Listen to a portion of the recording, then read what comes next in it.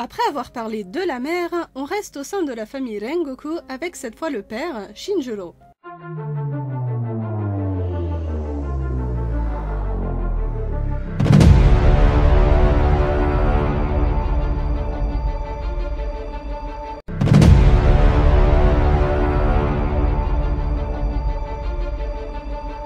Heureusement qu'il a décidé de ne pas se raser, car il aurait été compliqué de le différencier de ses fils sinon, tant la ressemblance est frappante. Comme je l'ai dit dans ma vidéo précédente et comme vous pouvez le voir en image, ce sont de vrais petits clones. Et le pire, c'est que ce n'est pas seulement eux, leur ancêtre d'il y a 500 ans aussi est comme ça. Leur gène, c'est pas de la camelote, hein. Enfin bon, pour en revenir au père de famille, qui ne sera pas élu père de l'année malheureusement, on le découvre pour la première fois dans les souvenirs de Kyojuro. À ce moment, il paraît carrément antipathique, allongé de dos sur son lit, à envoyer paître son fils qui lui annonçait pourtant son ascension au poste de pilier des pourfendeurs.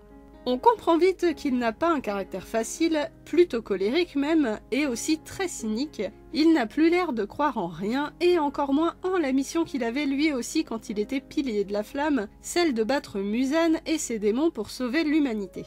Il paraît vraiment aigri et rongé par la désillusion, à l'opposé total de Kyojuro qui est si passionné et confiant.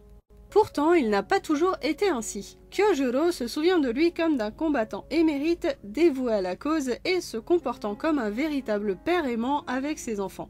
On sait aussi que Shinjiro est le pourfendeur qui a sauvé la vie d'Iguro Obanai et qu'il a continué longtemps à se battre malgré la dépression qui l'engloutissait, renforcée par sa dépendance à l'alcool, qui ont fini par avoir raison de son mental et qui l'ont fait quitter brusquement son poste. Mais il n'est pas devenu ainsi sans raison du jour au lendemain. En premier lieu, la perte de sa femme, la mère de ses enfants, a forcément dû beaucoup l'affecter, même s'il a tenu bon quelques années pendant lesquelles il a entraîné ses fils, et principalement l'aîné, en lui enseignant la voie du sabre et le souffle de la flamme, la fierté des Rengoku de père en fils depuis des siècles. C'est à peu près à cette période qu'il se met à lire les journaux de la famille Rengoku, qui remontent jusqu'à 500 ans en arrière à l'époque de l'inventeur du souffle originel, le souffle du soleil. Quand Shinjiro se rend compte que tous les autres souffles, et principalement celui de la flamme, ne sont que des ersatz de l'original et qu'ils sont moins puissants que celui-ci, qui n'avait déjà pas suffi à vaincre Muzan à l'époque, il commence réellement à perdre pied.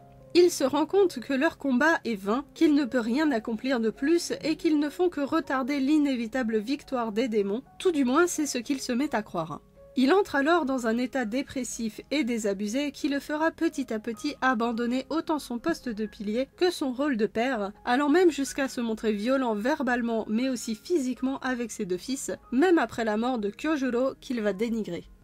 La situation en est là quand il rencontre Tanjiro, ce nouveau manieur du souffle du soleil qui lui cause bien des souffrances. Cette rencontre musclée va tout de même débloquer quelque chose en lui, et on le verra enfin se rendre compte de la douleur de la perte de son fils. On voit qu'il ne voulait pas qu'il devienne pourfendeur simplement parce qu'il avait peur de le perdre lui aussi, et cette peur s'est malheureusement révélée fondée.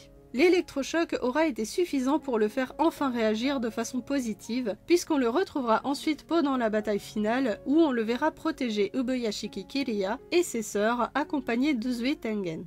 Il est tout de même affreusement triste qu'il ait fallu attendre le décès de Kyojuro pour que son père se reprenne enfin.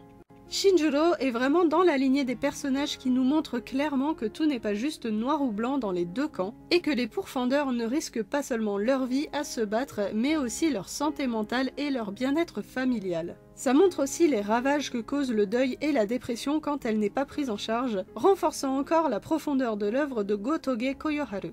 Le père Rengoku, bien qu'étant un personnage tertiaire, est vraiment intéressant à décortiquer, et la seule chose qui me déplaît vraiment à son propos est qu'apparemment il n'aime pas du tout les animaux. Et évidemment sa violence envers ses enfants, mais ça fait partie de son évolution de personnage, un peu comme le personnage d'Endeavor dans Boku no Hero Academia. J'aurais quand même aimé que Shinjiro soit clairement montré en train de demander pardon au moins à Senjuro, et peut-être aussi à la tombe de Kyojuro, ça aurait quand même été une belle fin pour eux.